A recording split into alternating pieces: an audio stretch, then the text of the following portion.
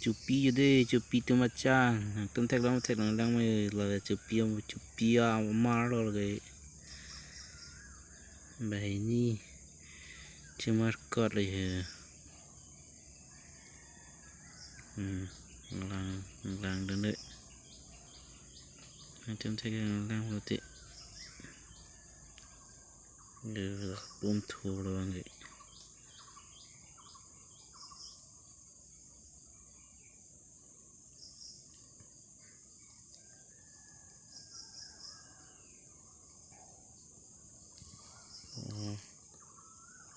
Abi một chất băng cái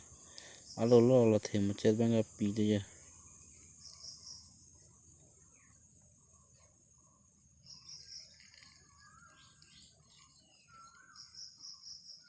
apu long se băng cái adim itu hitam tu dah apu long se hendak kami